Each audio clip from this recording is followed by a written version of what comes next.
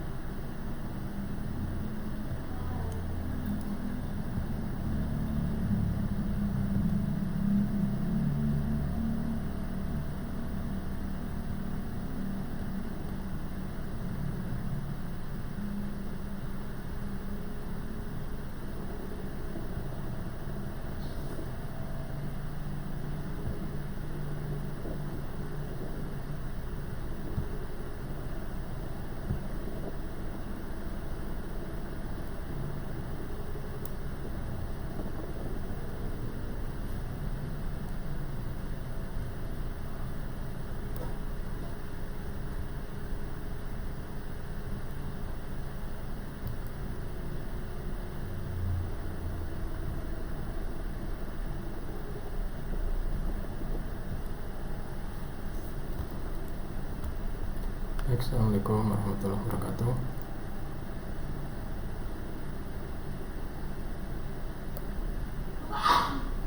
Kita mulai aja sembari nunggu teman-teman yang lain.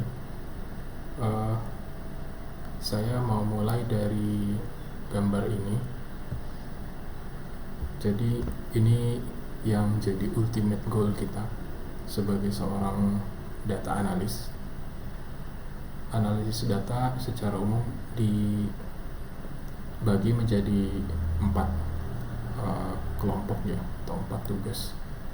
Jadi ada analisis data secara deskriptif.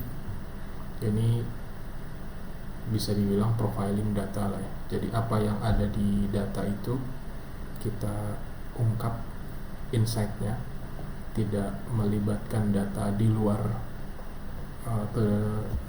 tidak melibatkan pengetahuan di luar data yang sedang kita amati. Jadi apa yang ada di dalam data itu kita coba ekstrak insight-nya. Kemudian ini contohnya. Jadi misalnya sekarang penjualan turun 20% dibanding periode sebelumnya gitu. Jadi di dalam data yang kita amati kita bisa menangkap fakta itu. Yang berikutnya ada analisis data diagnostik. Ini targetnya menjawab kenapa. Kalau faktanya ada penurunan penjualan, kenapa bisa turun? Kira-kira seperti itu. Kalau misalnya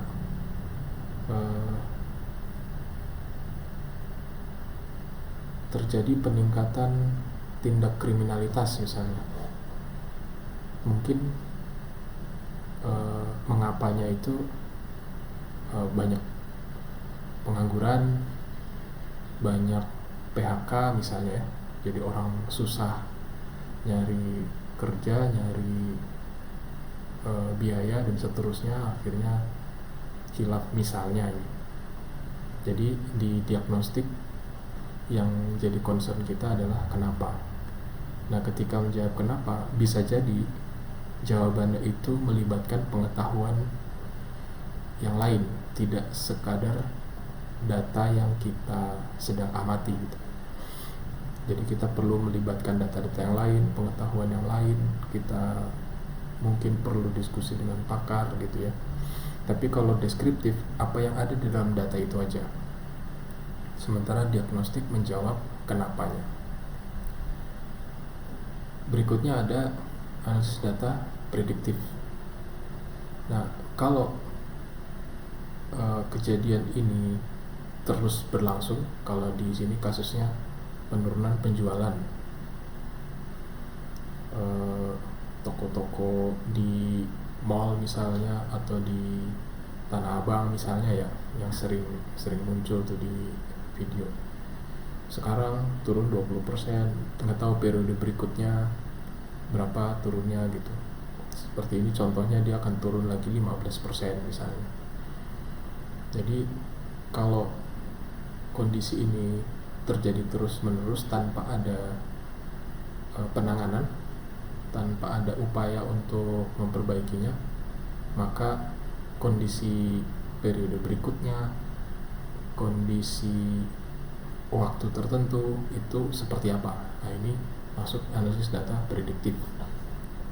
Mungkin kalian di kuliah sempat diajarkan regresi misalnya. Nah, itu yang masuk dalam analisis data prediktif. Nah, yang satunya lagi adalah preskriptif. Ini seperti resep ya.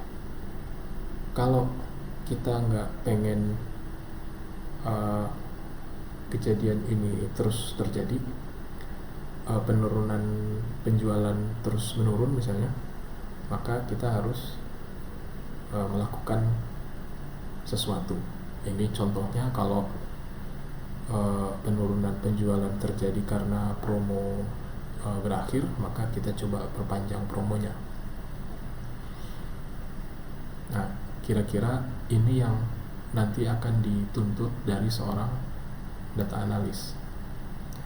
Nah, kalau tuntutannya ini berarti kita harus bisa, yang pertama, mengekstrak insight yang ada di dalam data. Berarti kita harus bisa juga mencari data, mendapatkan data. Nah, dalam konteks uji kompetensi ini, mendapatkan data itu lebih diarahkan pada data-data yang bisa diekstrak secara publik. Jadi dataset yang di-share di internet misalnya, biasanya Pemprov itu suka sharing data ya. Saya lupa itu salah satu contohnya, Jakarta, tapi saya lupa nama situsnya apa. Nah, kalau yang tadi saya share itu adalah data, sebentar, kita coba ganti.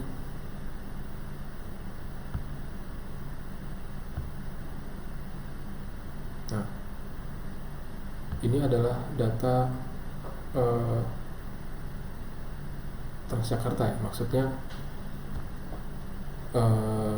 dia mencatat sekian hari fluktuasi penumpang Transjakarta. Nah, data ini dibuka secara publik ya, tapi saya juga lupa nanti linknya di mana, karena ini sudah beberapa kali saya jadikan contoh kasus. Nah, ini salah satunya. Kemudian kalau kita bertanya kritis lagi, bentuk data yang bisa kita ekstrak insight-nya itu apa saja. Misalnya ini ada CSV. Kemudian bisa juga bentuk lain, ada JSON, ada SQL, macam-macam lah. Akhirnya kita akan ketemu dengan apa yang diminta dalam SKKNI. Jadi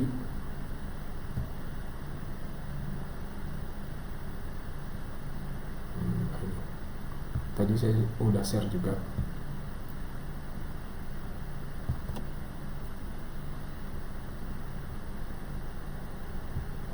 Nah, di sini ada unit kompetensi yang harus dimiliki oleh seorang associate data analyst atau data analyst muda lah ya, junior data analyst.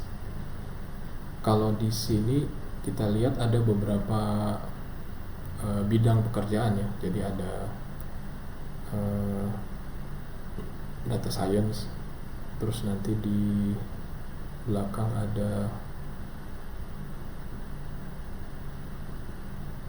tadi, sepertinya tidak jadi satu ya. Nah, ini ada pemuraman, kemudian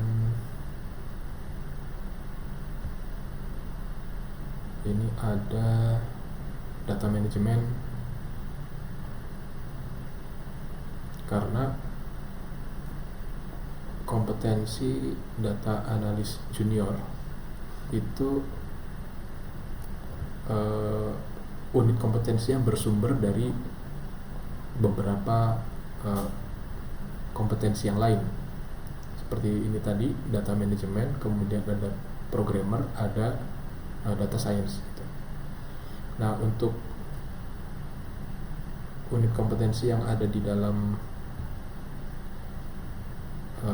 junior data analis itu, yang pertama mengumpulkan data, karena kalau kita nggak punya data, kita tidak bisa melakukan analisis deskriptif, diagnostik, prediktif, dan preskriptif. Jadi kita harus bisa mengumpulkan data, apakah secara langsung seperti di sini ada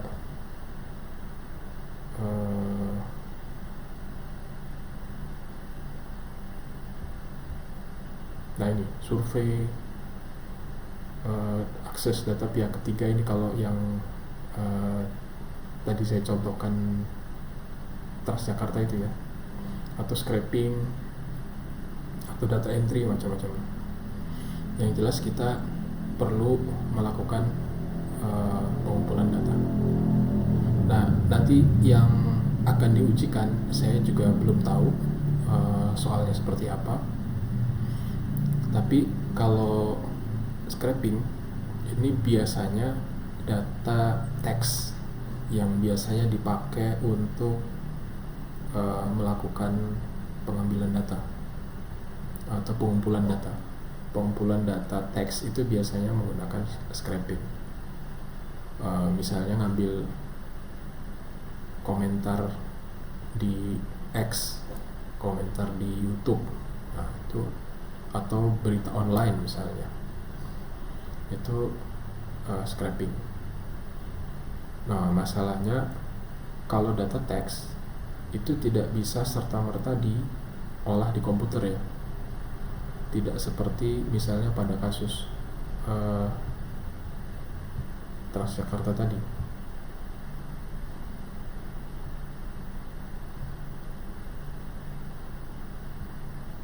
Nah, di sini kita bisa dapatkan informasi tentang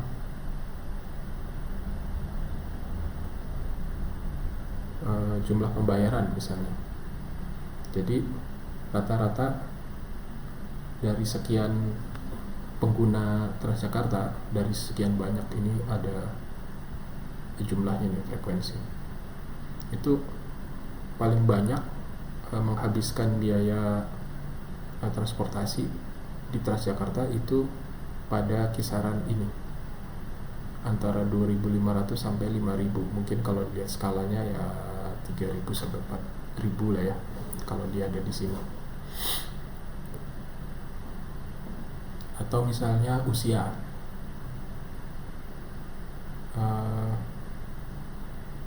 rentang usia pengguna Transjakarta itu dari belasan sampai hampir 80 misalnya. Ini detailnya berapa saya nggak tahu, tapi kisarannya seperti ini. Nah, ini data angka ya. Kemudian gender.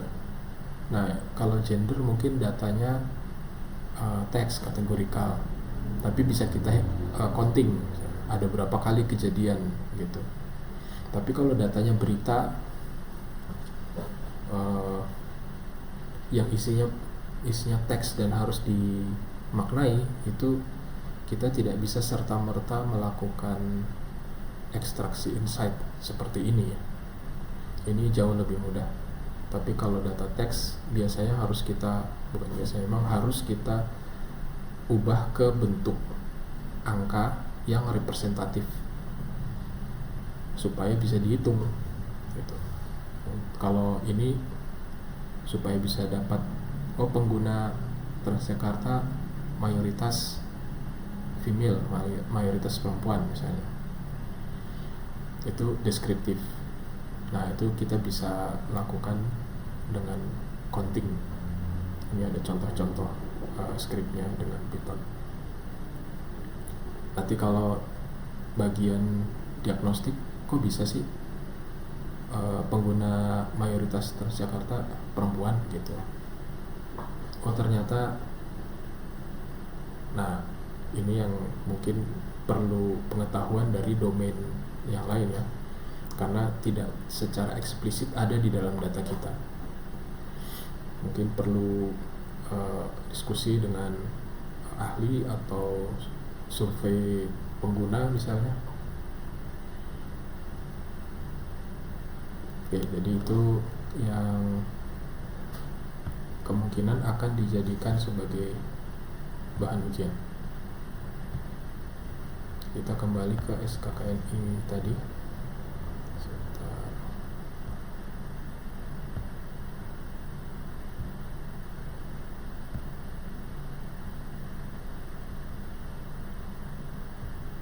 Oke. Itu untuk mengumpulkan data ya. Jadi data bisa kita kumpulkan dari data-data yang dibuka secara publik di internet. Kita bisa lakukan survei, kemudian data yang terkumpul itu kita telaah apa yang dilakukan di bagian ini. Nah ini di sini analisis deskriptif seperti yang tadi dilakukan di data Transjakarta.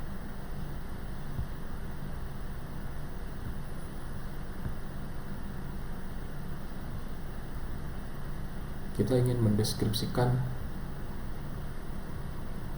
pengguna Transjakarta berdasarkan gender, pengguna Transjakarta berdasarkan usia,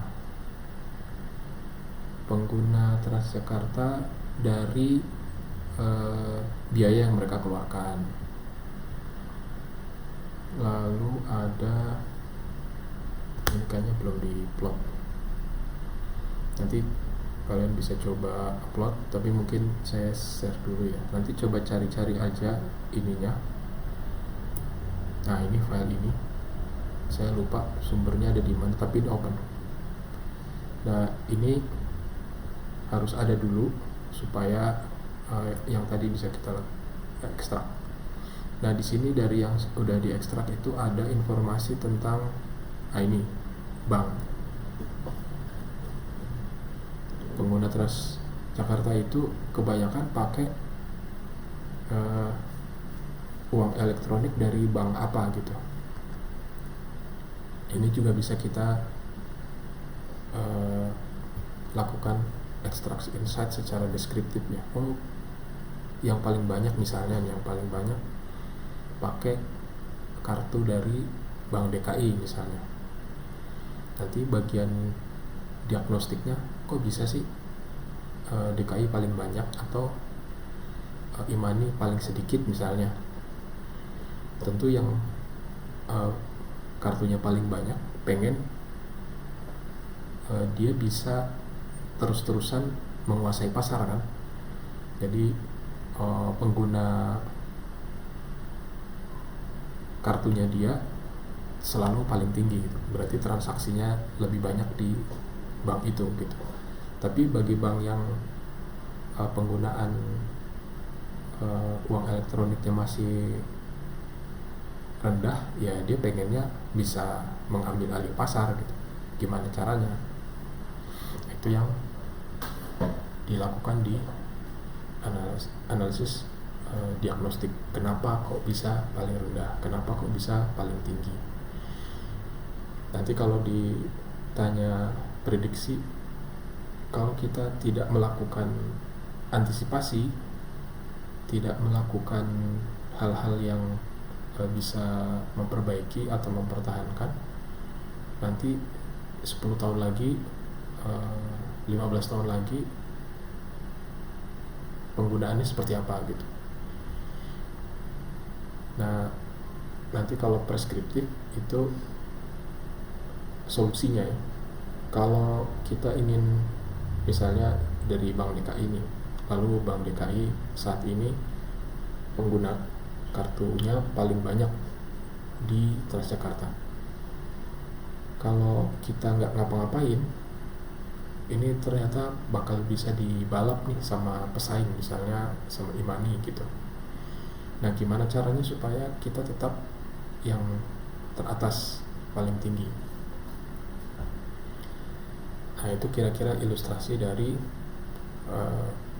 analisis preskriptif. Jadi dari deskriptif mana yang paling banyak, kemudian kalau diagnostik kenapa, kalau prediktif nanti kalau nggak diapa-apain seperti apa distribusinya, terus kalau kita pengen lebih baik lagi maka kita harus melakukan apa dan seterusnya. Nah, itu ilustrasinya ya.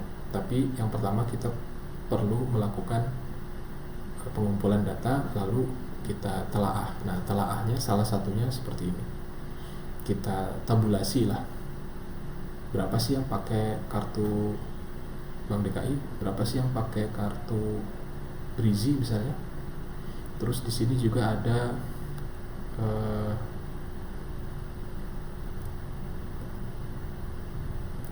nah ini nih, tap in,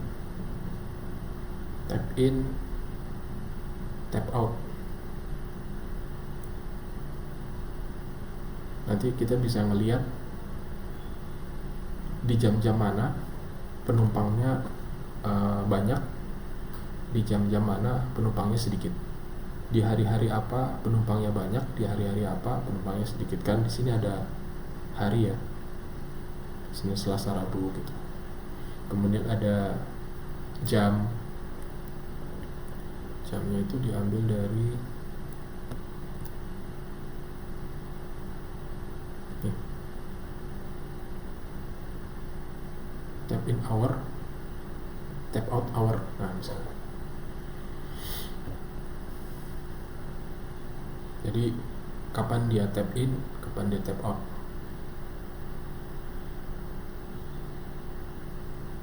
Nanti kita bisa lihat, oh kalau di jam-jam tertentu yang penumpangnya banyak, berarti jumlah armada yang harus disiapkan juga lebih banyak. Tapi kalau penumpangnya udah turun, berarti kita istirahatkan beberapa, mengistirahatkan kendaraan, menghemat bahan bakar, mengistirahatkan driver, macam-macam. Nah, itu salah satu contoh kita melakukan telaah data. Oke, kita balik lagi ke SKKMI. Nanti kalau ada yang mau ditanyakan silakan dipotong ya.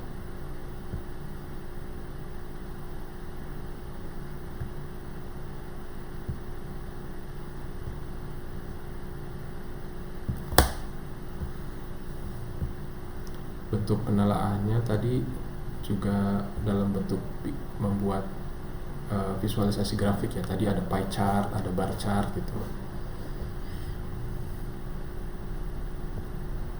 Nah, ini analisis statistik minimum, maksimum, rata-rata, median, dan seterusnya. Lalu ada aktivitas menentukan objek data. Maksudnya ketika kita ingin melakukan analisis tertentu, deskripsi profil penumpang,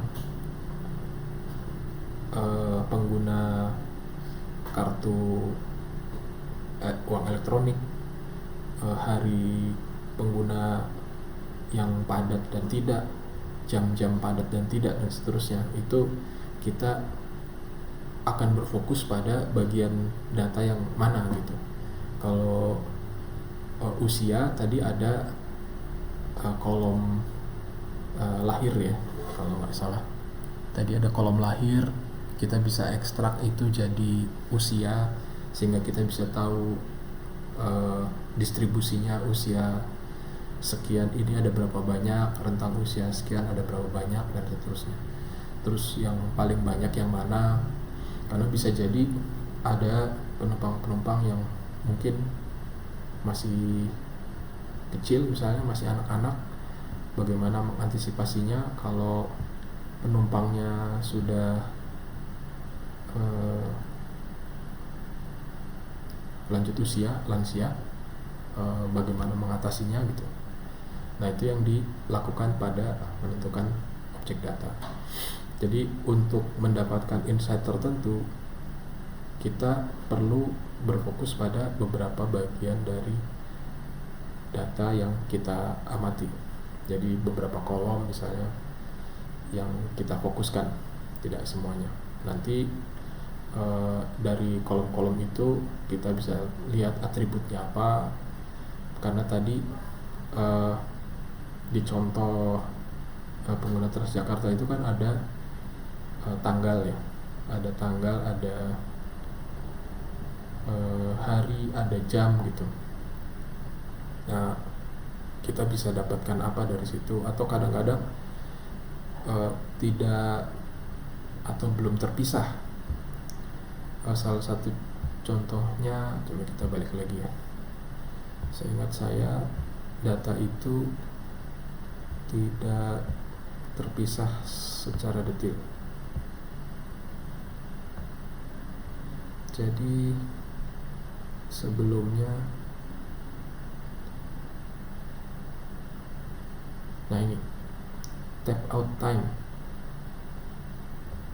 kemudian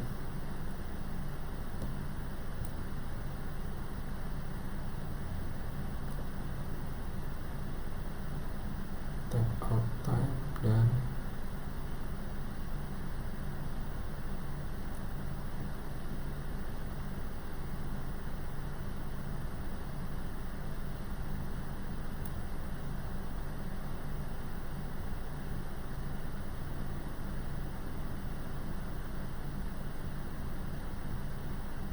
bukan.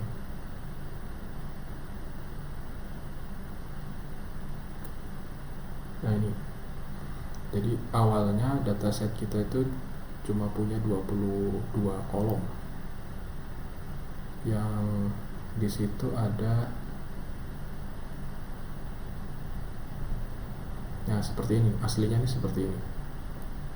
Tap in time, ada tanggal sama jam,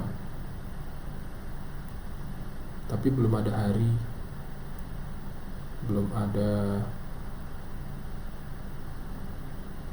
tanggal. Udah ya, tanggal ini bisa diekstrak, tapi ini contohnya lah. Ini datanya masih ngumpul nih, tanggal sama jam. Tap in time, tap out, tap out time, tap out time, 22 kolom. Tapi lalu kita ekstrak untuk dapat tanggal, jam, nama hari itu, bulan, sehingga di sini muncul kolom hari, bulan gitu ya.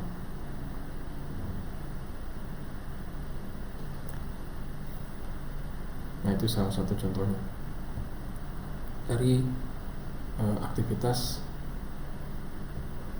menentukan objek data. Oke, kita kembali lagi ke SKKNI.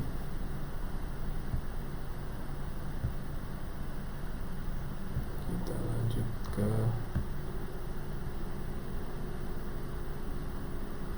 SKKNI.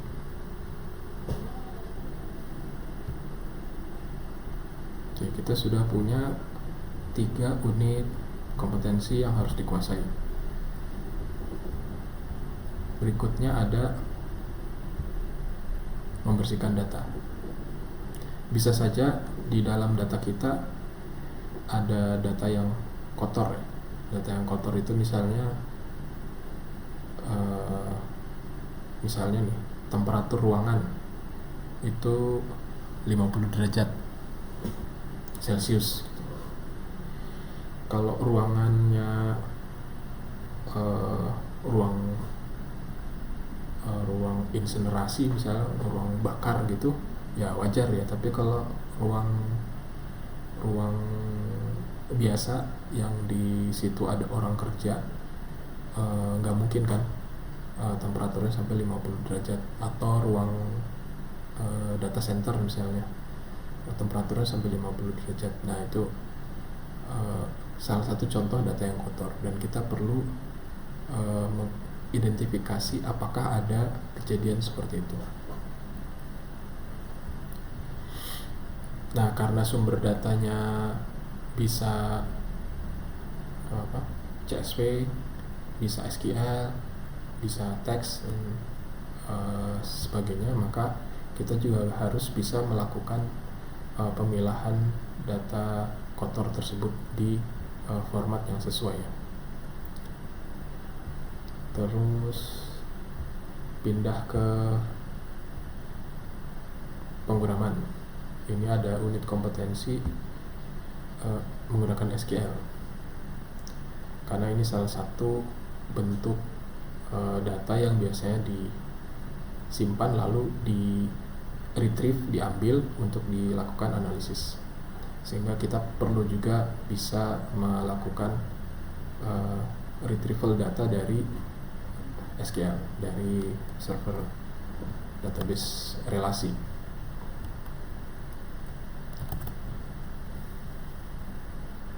Menggunakan SQL ini turunan dari kompetensi di programmer, dan satu lagi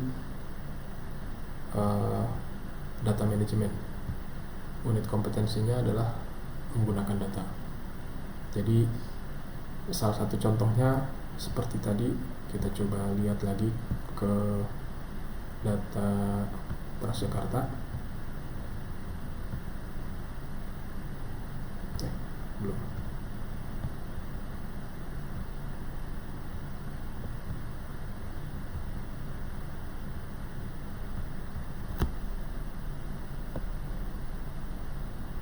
Bentuk dari menggunakan data adalah ini. Jadi bisa kita akses datanya, kita baca, kita ekstrak, kita ambil objek data tertentu, kita ekstrak informasi tertentu. Misalnya di sini adalah ini tanggal, jam, nama hari, bulan, dan tahun.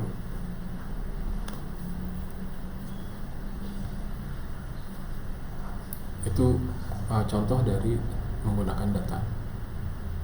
Jadi harus diawali dari mengakses datanya. Kalau datanya CSV, mungkin kita bisa pakai Excel, ini pakai Python supaya lebih otomatis. Atau kalau datanya SQL, kita harus bisa menggunakan sintaks-sintaks SQL. Oke, kira-kira seperti itu menggunakan data. Kita balik lagi ke SKKRI.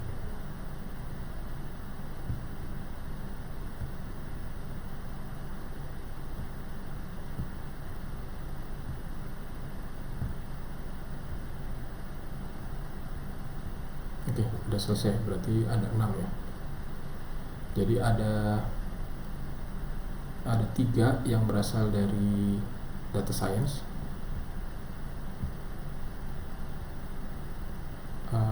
satu dari data management, dan berarti 4 dari data science, 1 dari programmer. Sebidang pemrograman.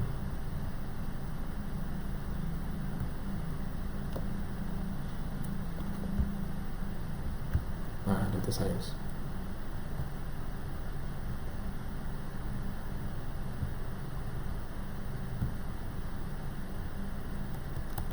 Oke, jadi 6 unit kompetensi yang ada di data analis junior. 4 berasal dari kompetensi data science, 1 berasal dari programmer, 1 lagi dari data management.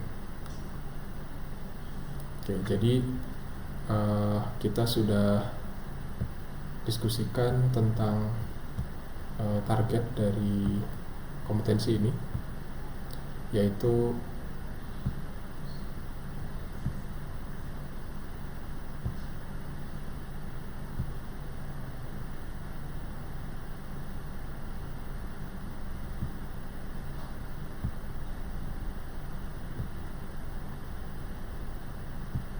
analisis data, analisis secara deskriptif, profiling data, semua bersumber dari data yang kita amati. Analisis diagnostik, ini mencari tahu kenapa faktanya seperti itu. Analisis prediktif, ini memperkirakan kira-kira pada waktu tertentu di masa yang akan datang kondisinya seperti apa. Lalu ada analisis preskriptif, bagaimana mengatasinya. Kalau kita pengen seperti ini contohnya, penurunan penjualan tidak lagi terjadi, maka kita harus melakukan apa? Karena targetnya ini maka kita perlu menguasai 6 unit kompetensi yang tadi sudah didefinisikan. 4 berasal dari data science, 1 berasal dari programmer, 1 berasal dari data management.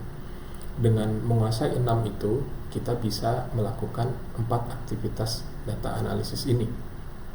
Jadi kira-kira seperti itu. Silakan kalau ada yang mau disampaikan atau ada yang mau ditanyakan.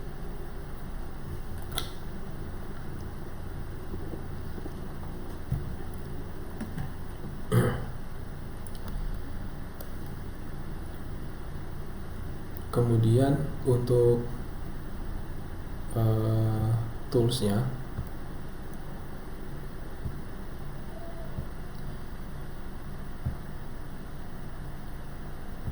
sebenarnya tidak ada keharusan untuk menggunakan tools tertentu ya. Jadi apapun yang bisa digunakan untuk melakukan pengumpulan data, melakukan penentuan objek data, membersihkan data dan seterusnya, itu bisa dilakukan. Yang mana ini? Oke. Nah, ini ada sebuah diktat lah ya, yang dulu saya bikin untuk pelatihan. Ini memberikan semacam cara cepat lah, cara mudah bagaimana memahami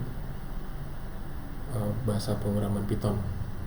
Karena di bahasa pemrograman Python kita sudah dilengkapi dengan banyak fitur ya, untuk melakukan analisis data, apakah itu deskriptif, diagnostik, prediktif maupun preskriptif.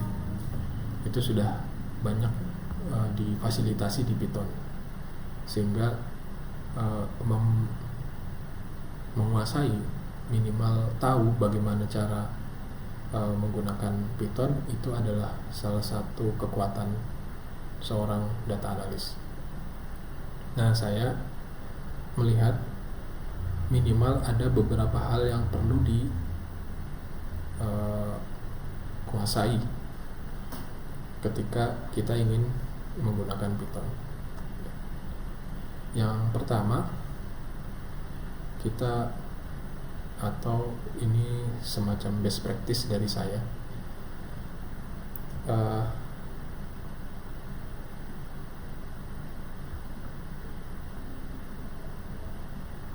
kalau ini secara pemrograman ya. Jadi bahasa pemrograman itu biasanya dilengkapi dengan bagaimana mendefinisikan variabel dan kondisi dan perulangan. Lalu yang berikutnya ada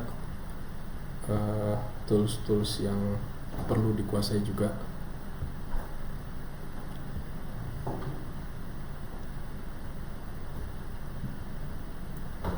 Yang pertama di sini ada tipe data. Jadi di Python itu tidak perlu mendeklarasikan tipe data secara eksplisit. Jadi dia langsung bisa tahu bahwa yang kita masukkan ini adalah integer, yang kita masukkan adalah string misalnya. Nah misalnya ini tadi udah saya share di grup ya. Misalnya variabel A sama dengan 3, maka secara otomatis tipenya integer. Jadi untuk tahu, misalnya ketika kita melihat skrip yang panjang, lalu ada sebuah variabel yang kita nggak tahu itu apa, maka kita bisa cek tipe data dari variabel itu. Karena dengan mengetahui tipe datanya, kita bisa memperkirakan dia menghandle data apa gitu ya. Selain itu, di dalam Python setiap variabel itu dianggap sebagai objek. Objek adalah konsep dekomposisi software yang mengasumsikan bahwa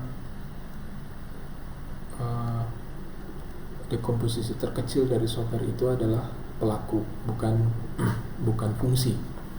Jadi software sendiri, apapun softwarenya, itu digunakan untuk memodelkan sistem fisik ya. Misalnya mencatat penjualan, berarti secara fisik ada transaksi keluar masuk barang, jumlahnya berapa, nominalnya berapa gitu. Nah, sistem fisik itu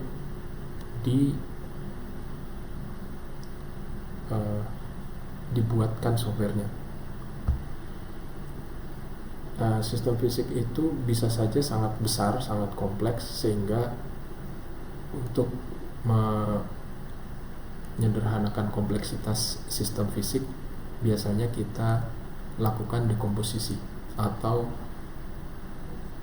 sistem fisik yang kompleks tadi pecah-pecah. Seperti kalau kita punya laptop misalnya, kita bisa pecah menjadi storage, RAM, CPU misalnya, monitor, atau kalau punya motor ada ban, ada mesin, ada spion dan seterusnya. Sehingga kalau ada bagian yang rusak, ada bagian yang perlu diupdate, ada bagian yang perlu diperbaiki, tidak merusak keseluruhan sistem. Kita cuman perbaiki bagian yang ingin kita perbaiki saja, yang perlu diperbaiki, tidak seluruhnya dirusak ya. Nah, untuk objek yang disebut di sini itu diasumsikan bahwa dekomposisinya berbasis pada pelaku. Jadi ketika mendekomposisi sebuah sistem fisik, kita harus bertanya yang melakukan tugas ini siapa gitu. Nah, makanya disebut objek. Ketika objek kita dapat, maka kita bisa punya, karena setiap objek itu pasti punya atribut dan punya fungsi.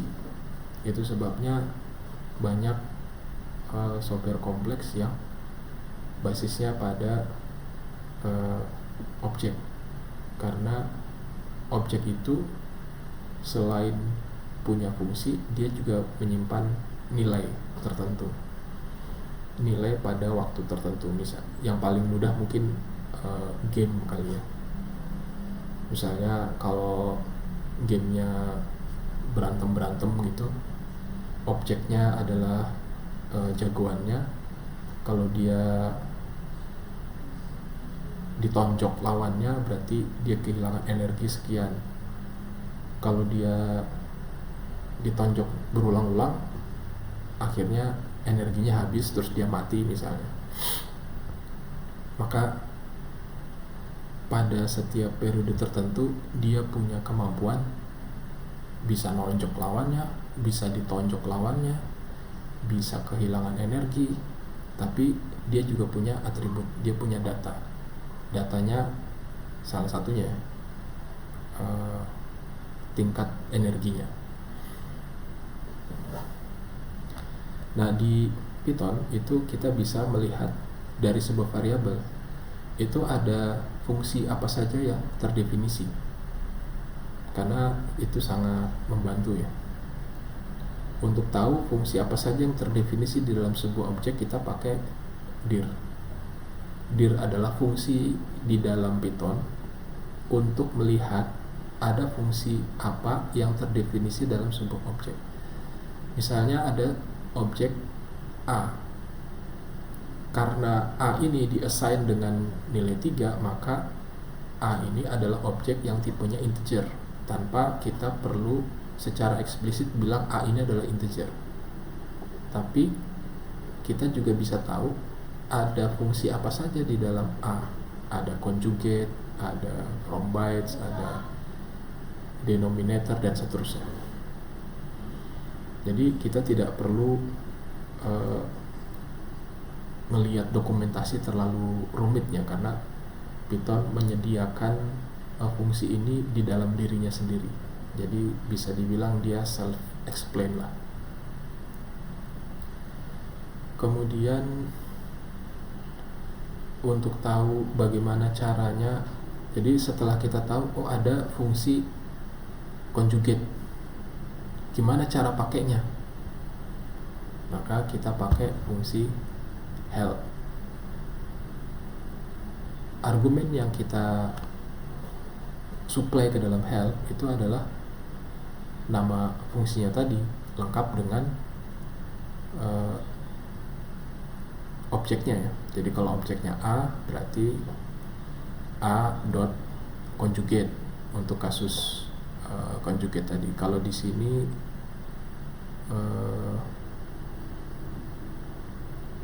ini doc, ini umumnya. Jadi ada fungsi-fungsi yang ini bisa dilihat, ada yang pakai underscore di depan atau di belakang, ada yang underscore-nya 1, ada yang underscore-nya 2, ada yang cuma di depan, ada yang cuma di belakang. Terus terang itu saya nggak hafal, tapi biasanya itu dipakai untuk pengembang atau developer. Kan bisa jadi kita mengembangkan sebuah library untuk tujuan tertentu dalam perusahaan kita misalnya. Nah, biasanya mereka developer itu mendefinisikan fungsi-fungsi tertentu khusus untuk tujuan development dengan memberikan karakter underscore di depan atau di belakang. Kalau ada yang udah paham bisa nanti dijelaskan. Kalau di sini disebutkan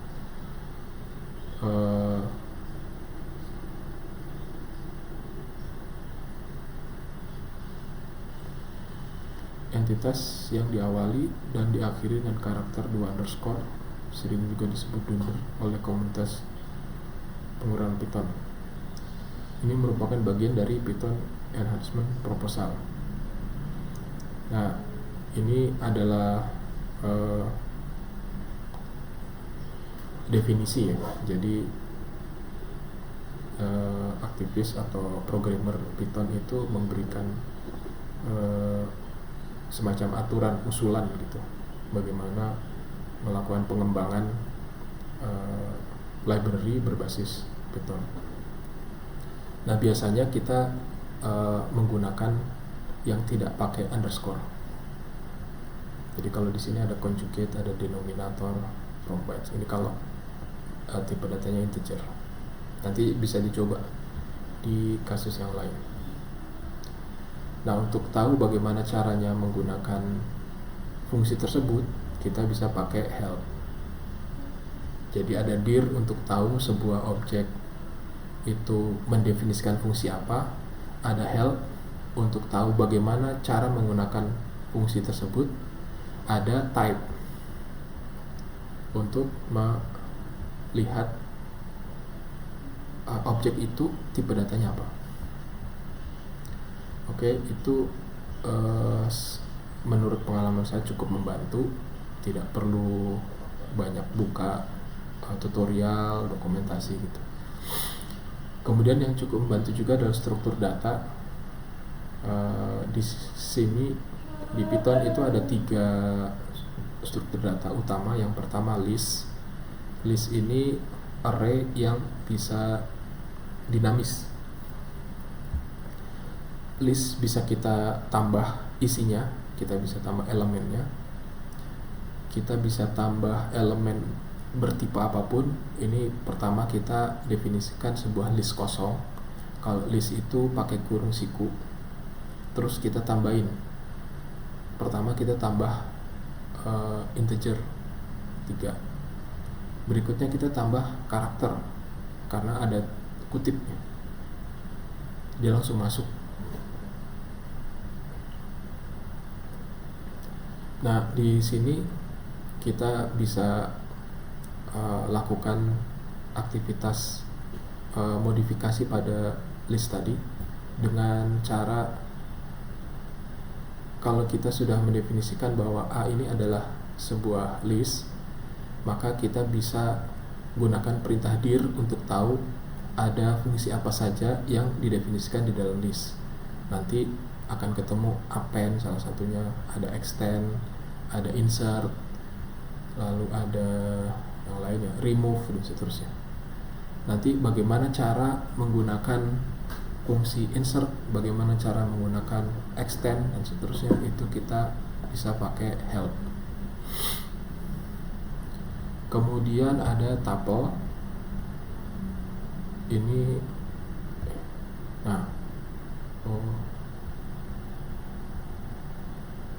tuple. Jadi tuple ini sama mirip seperti list, tapi dia pakai kurung biasa. Nah, ini kurung biasa. Kemudian dia tidak bisa dinamis. Sekali kita definisikan, maka selamanya kita hanya bisa menggunakan list yang sama isinya, sama susunannya gitu.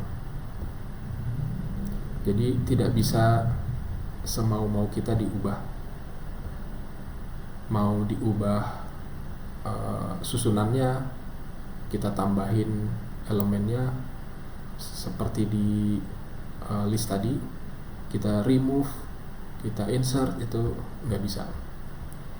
Kalau pertama misalnya kita definisikan bahwa sebuah list, sebuah tuple bernama A itu isinya 1, 2, 3 dan tuple yang lainnya, kita bisa isi apa saja ya. Yang nggak bisa kita lakukan adalah memodifikasi. Misalnya ini, kita coba ganti elemen keduanya, itu kita ganti 7. Nah, harusnya kan elemen ini dari 0 sebenarnya. Elemen pertama itu indeksnya 0, elemen kedua indeksnya 1, makanya di sini A1 itu dia keluarnya 2. Nah, kalau kita bikin seperti ini A2, berarti kita sedang berusaha mengganti elemen ketiga. Kita assignment elemen ketiga sama dengan 7, maka muncul pesan error. Tidak boleh dimodifikasi. Kalau mau dimodifikasi langsung dari A-nya, A sama dengan A, itu bisa tuh. Jadi ini hilang semua, 1, 2, 3 ini hilang semua. Tapi kalau ganti elemen per elemen nggak mau, nggak bisa dia. Nah, satu lagi dictionary. Dictionary ini pakai kurung kurawal. Dia pasangan key value. Jadi dia diindeks bukan dari posisi tapi dari key. Jadi nilainya sudah diindeks dengan key. Nah, ini juga bisa dimodifikasi seperti di sini di pop. Kalau pernah belajar struktur data, berarti pop itu diambil elemen terakhirnya ya.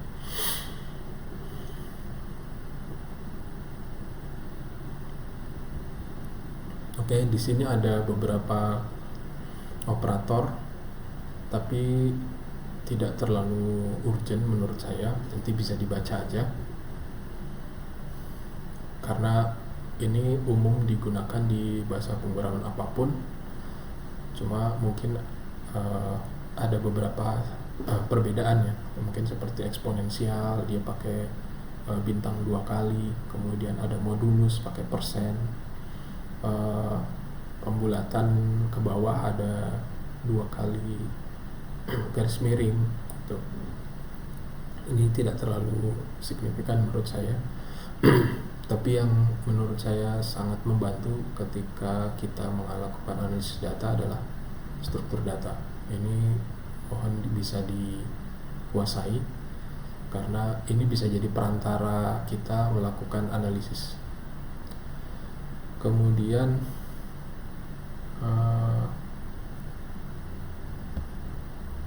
yang terkait dengan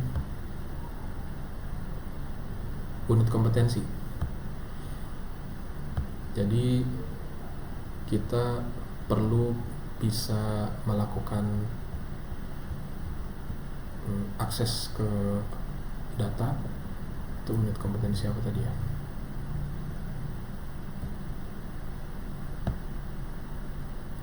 Menggunakan data bisa. Jadi kalau di contoh Transjakarta tadi ada membaca data ya, membaca data CSV, kemudian mengumpulkan data, menentukan objek data, menelaah data. Nah, masalahnya data yang kita hadapi belum tentu CSV. Kalaupun berasal dari database belum tentu relasional. Relasional ini kayak MySQL ya, pokoknya SQL base lah. Di SQL base ada yang relasional murni kayak MySQL, ada yang objek relasional Postgre. Tapi kalau di sini dilihat secara struktur sama ya. Jadi kita definisikan library yang jadi semacam konektor gitu. Kemudian konektornya kita aktifkan untuk melakukan akses ke server database. Ini nama servernya, ini username, password, database-nya apa gitu. Ini juga kalau pakai MySQL secara umum sama ya. Ini konektornya kita aktifkan, kemudian kita definisikan kursor sebuah objek untuk mengindeks data yang ada di dalam database. Nah, ini juga definisikan kursor. Jadi alurnya seperti itu. Satu lagi, kalau datanya tidak relasional ya, jadi ini ada salah satu contohnya ada MongoDB, dia basisnya JSON, maka untuk mengaksesnya kita bisa gunakan pendekatan seperti ini. Oke, kira-kira seperti itu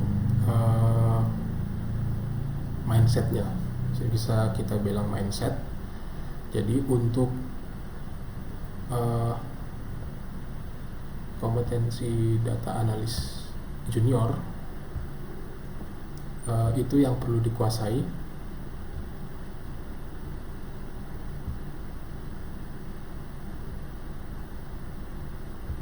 Empat dari data science, satu dari programmer, satu lagi dari data management. Nah, nanti pada saat uji kompetensi itu yang diujikan.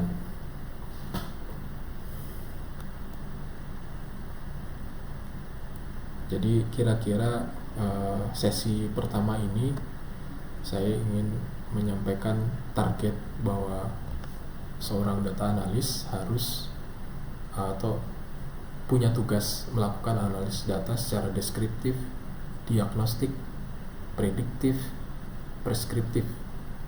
Untuk bisa melakukan itu semua, maka si data analis perlu punya kemampuan untuk mengakses datanya. Data yang tersebar di mana-mana dengan format yang berbeda-beda dan dengan tools juga yang berbeda-beda. Terkait tools, karena saat ini yang punya ekosistem lengkap untuk mengolah data adalah Python, maka kemungkinan besar nanti yang akan dijadikan bahan ujian adalah Python. Kemudian ketika diminta untuk mengumpulkan data, ini saya baru bisa menduga karena data yang bisa langsung diolah itu adalah data yang bersifat numerik atau minimal kategorikal, maka kemungkinan besar tidak ada tugas untuk melakukan pengumpulan data teks seperti komentar di X, berita online misalnya, karena nanti akan memperpanjang waktu ujian ya, karena kalian pasti butuh waktu yang lebih lama. Nah, kemungkinan tools seperti ini tidak akan digunakan, meskipun perlu diantisipasi ya, karena saya juga belum tahu soalnya seperti apa. Tapi kemungkinan besar tidak akan menggunakan Scrapy. Jadi cukup cari aja di internet file Transjakarta atau data BPJS atau pengguna kereta komuter, macam-macam lah. Tapi kira-kira seperti itu. Tidak ada misalnya scraping data X yang mengomentari tentang sebuah kejadian, atau scraping berita online terkait kasus korupsi misalnya. Sepertinya itu tidak akan jadi objek ujiannya atau uji kompetensi, meskipun perlu diantisipasi. Oke, kira-kira seperti itu untuk sesi pertama. Mungkin ada pertanyaan?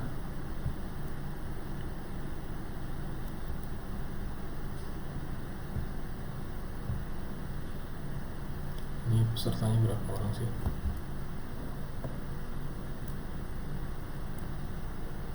Satu, dua, tiga, empat, lima, tujuh. Oke, 7 orang. Ini pakai nama yang sama ya.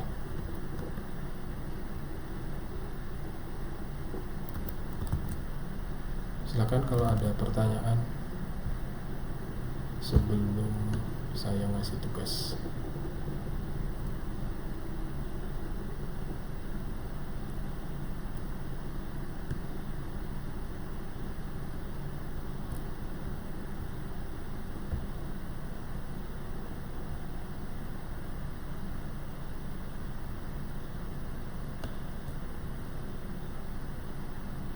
Mana tadi? Oh, ini.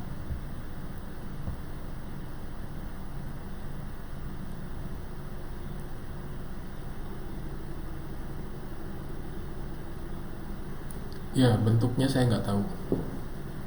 Jadi saya belum tahu seperti apa nanti bentuk soalnya. Tapi saya merujuk pada unit kompetensi yang didefinisikan. Jadi di LSP manapun skema unit kompetensi atau apa yang harus dikuasai itu sama, karena ini ada aturannya ya, nggak boleh sembarangan. Jadi untuk associate data analis yang harus dikuasai tugas-tugas ini. Jadi semua tugas yang didefinisikan atau 66 ini pasti nanti akan muncul di ujian. Paling nanti yang beda adalah datasetnya. Entah data ini sudah disediakan, misalnya ambil dataset apa misalnya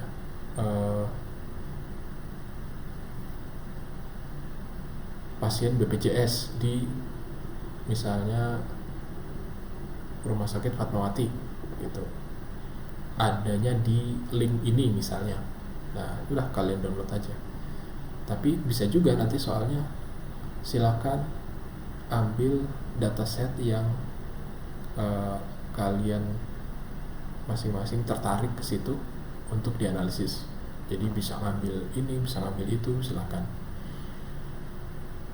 Nah, masalahnya saya belum tahu seperti apa. Tapi yang ada di SKKNI itu pasti diujikan. Bentuknya seperti apa, itu yang saya belum tahu. Tapi ini pasti diujikan karena gak boleh LSP keluar dari aturan ini ya. Jadi kalau di sini sudah didefinisikan associate data analyst harus bisa A, B, C, D, yaitu yang diujikan. Silakan kalau ada lagi.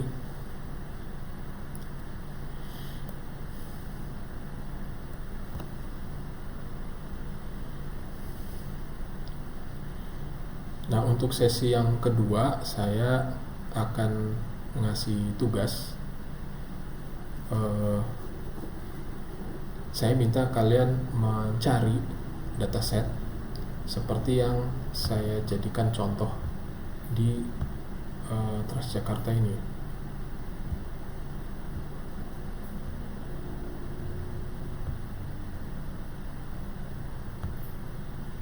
Ya, sebentar ya.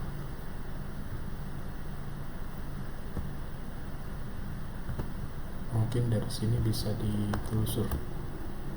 Karena kalau nggak salah ini datanya emang begitu namanya.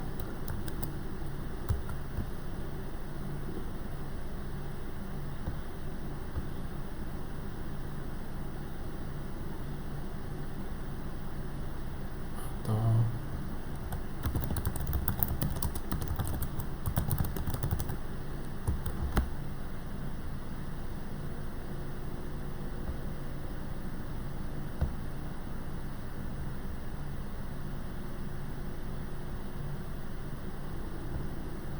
nah, ini ada nih. Data ini berasal dari Kaggle. Nah, ini kan DF Transjakarta 180K ROS 44,83 mega. Jadi ini salah satu yang mungkin kalian udah tahu juga ya, salah satu tempat di mana kita bisa mendapatkan dataset yang bisa kita pakai sebagai latihan, bisa kita pakai juga sebagai ujian.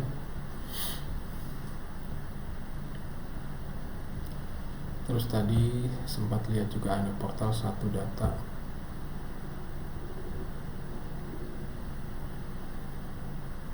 Nah, mungkin ini bisa dipakai juga. Jumlah kendaraan Transjakarta menurut nama perusahaan. Nah, apakah ini maksudnya diperlukan untuk mendapatkan insight? Nah, coba dilihat seperti apa isinya. Kemudian kok udah langsung Transjakarta ya.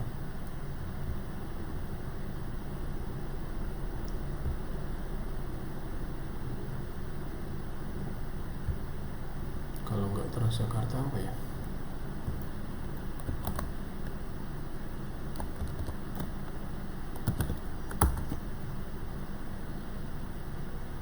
Coba BPJS.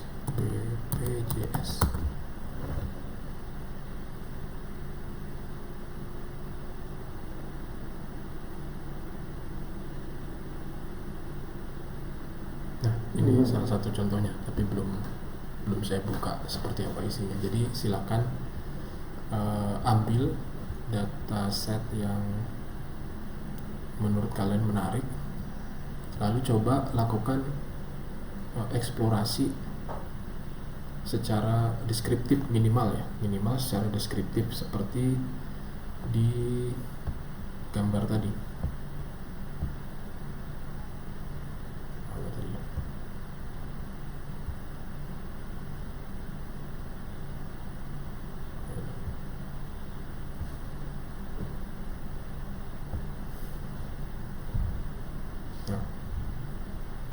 Minimal lakukan analisis secara deskriptif. Misalnya kalau datanya tentang peserta BPJS, maka peserta berdasarkan usia, seperti apa distribusinya, peserta berdasarkan gender, seperti apa distribusinya, atau berdasarkan domisili, supaya kita bisa melihat di daerah mana saja yang kepesertaannya belum 100% gitu. Meskipun itu perlu data pendukung ya. Misalnya kalau kita tahu ada dataset peserta BPJS berdasarkan domisili. Nah, kita juga harus tahu real domisili di daerah itu seperti apa supaya kita bisa lihat selisihnya. Apakah di daerah situ peserta BPJS-nya udah 100%? Kalau nggak 100%, kenapa? Nah, ini diagnostik. Kalau dibiarkan, kira-kira seperti apa? Apakah tetap seperti itu atau akan meningkat? Kalau kita ingin meningkat, apa yang harus dilakukan? Ini preskriptif. Jadi dari dataset yang dipilih apapun itu, coba lakukan analisis deskriptif, tidak harus menggunakan Python ya, karena Python hanya salah satu tools, tapi kita perlu punya intuisi sebenarnya insight apa sih yang mau kita cari dari data itu lebih urgent bagi data analis dibanding menguasai tools. Kalau menguasai tools ya biar programmer aja. Oke, sampai di sini ada pertanyaan, silakan sebelum kita tutup.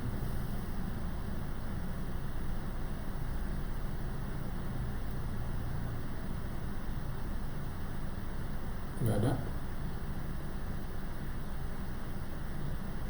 Oke, kalau nggak ada, kita akan ketemu lagi. Sebentar, kita dokumentasi dulu ya, saya lupa ya.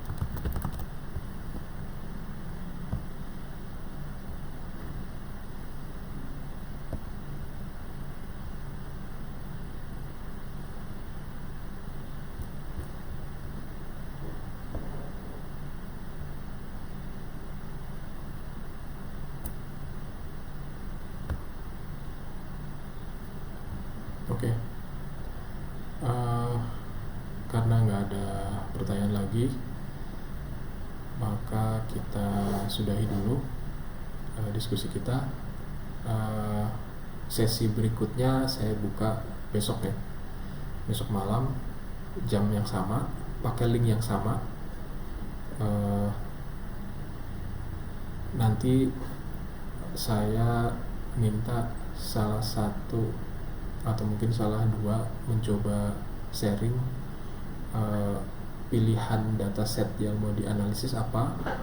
Kita coba ulik minimal kalau analisis deskriptif itu nanti jadinya seperti apa. Nah, bisa juga kalian petakan di contoh kasus Transjakarta tadi ya. Jadi skripnya udah saya share di sini. Nanti seandainya bentuknya CSV ya bisa langsung CSV, karena si khususnya Pandas ya. Jadi di sini ada library Python yang dipakai untuk membaca dataset. Dia beri nama Pandas, dan dia punya kemampuan untuk baca data set dengan tipe yang sangat beragam. Ya, sebelum saya tutup mungkin saya coba tunjukkan.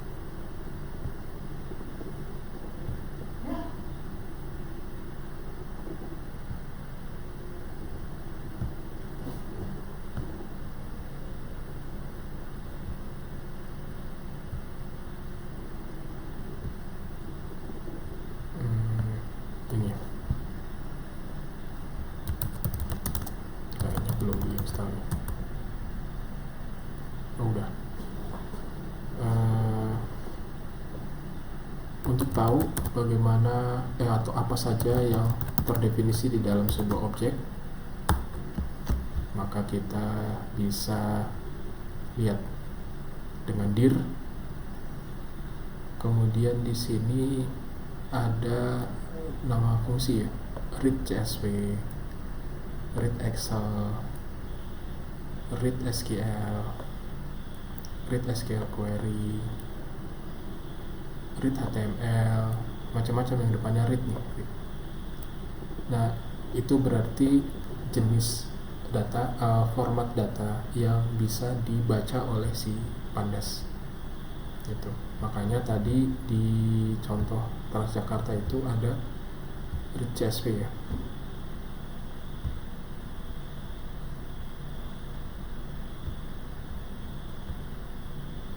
Nah, ini read CSV. Lalu untuk tahu bagaimana cara menggunakannya, tadi ada fungsi help.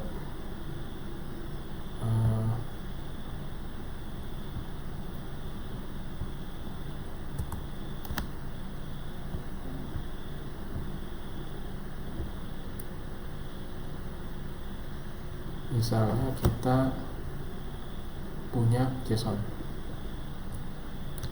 maka kita bisa tanya dengan fungsi help.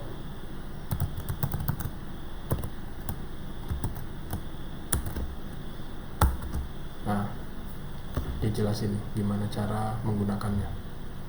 Bahkan biasanya di bawah ada contoh. Nah, ini.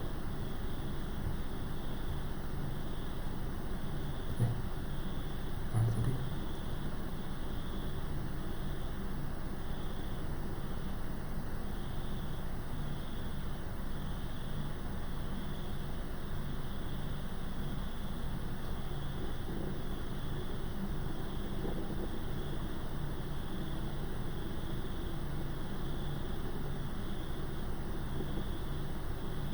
Nah, ini read JSON.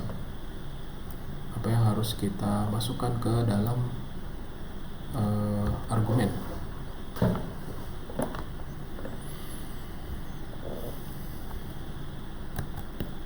Jadi setelah kita tahu ada objek yang aktif di dalam Python kita bisa lihat fungsi apa saja yang terdefinisi, lalu kita bisa tahu bagaimana menggunakan fungsi itu.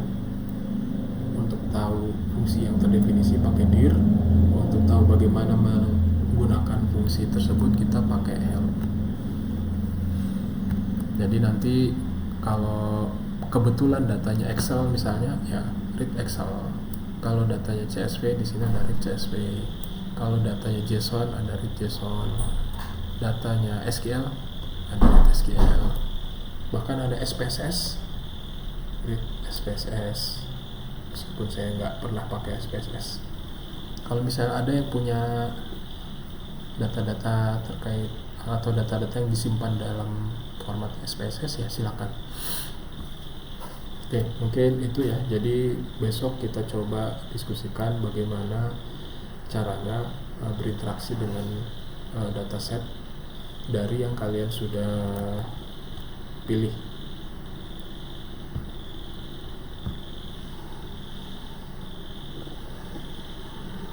Bebas. Jadi karena saya juga belum tahu nanti ujiannya pakai data set seperti apa untuk melakukan analisis deskriptif sampai preskriptif, maka silahkan cari data yang kalian tertarik untuk explore. Tapi dugaan saya nanti fokusnya lebih banyak ke deskriptif ya, karena kalau deskriptif itu sumber analisisnya hanya berdasarkan pada dataset yang kita punya. Tapi kalau diagnostik bisa jadi jawabannya ada di data yang lain. Jadi kita cuma punya misalnya distribusi pengguna, kemudian gender atau apapun yang ada di situ. Tapi kenapa sampai seperti itu bisa jadi tidak ada di dataset yang sedang kita amati. Jadi kita perlu buka pengetahuan dari tempat yang lain. Begitu juga dengan prediktif dan diagnostik. Karena prediktif bisa jadi kita perlu menggunakan tools dari statistik seperti regresi ya. Nah itu yang kemungkinan besar tidak diujikan, kemungkinan besar. Masalahnya analis data itu punya tugas yang 4 tadi.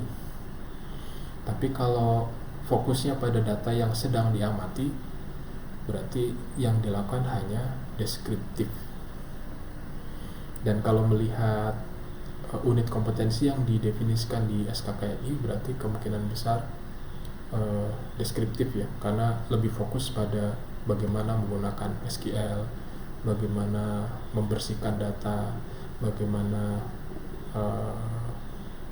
menentukan objek data. Misalnya kita mau melihat insight apa dari data tersebut gitu, sehingga kemungkinan besar analisisnya deskriptif. Ada lagi pertanyaan?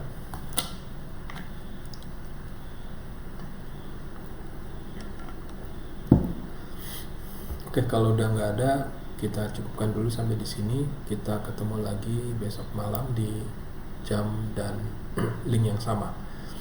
Saya akhiri, terima kasih. Assalamualaikum warahmatullahi wabarakatuh.